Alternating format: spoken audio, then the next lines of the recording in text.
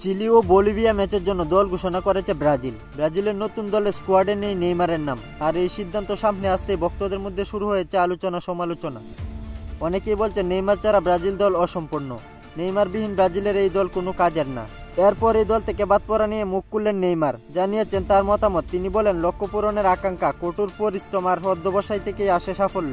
চূড়ান্ত লক্ষ্য না পেলে যারা লড়ে যায় তারা কিছু না কিছু অর্জন করে। আমিও চেষ্টা করছি ভালোভাবে ফিরে আসার জন্য। নেইমারকে কেন দলে রাখা হয়নি এর জবাব দিয়েছেন ব্রাজিলের কোচ কার্লো আনচেলত্তি। তিনি জানান, নেইমারকে নতুন করে প্রমাণ করার দরকার নেই। আমরা জানি সে কে এবং সে কি করতে পারে, তবে জাতীয় দলে ফিরতে হলে তাকে শতভাগ ফিট হয়ে ফিরতে হবে। আমরা তাকে নিয়ে কোনো ঝুঁকি নিতে রাজি নই, অর্থাৎ ইনজুরি কাটিয়ে শতভাগ ফিট হয়ে সেরা ফর্মে ফিরলে আবারও জাতীয় দলে ফিরতে পারবেন নেইমার। এর আগ পর্যন্ত তাকে নিয়ে ঝুঁকি নিতে রাজি নয় কোচ কার্লো আনচেলত্তি। ব্রাজিল দল নিয়ে আপনার মতামত জানিয়ে দিন কমেন্টে। খেলাধুলার গুরুত্বপূর্ণ আপডেট পেতে আমাদের চ্যানেলটি সাবস্ক্রাইব করে পাশেই থাকুন।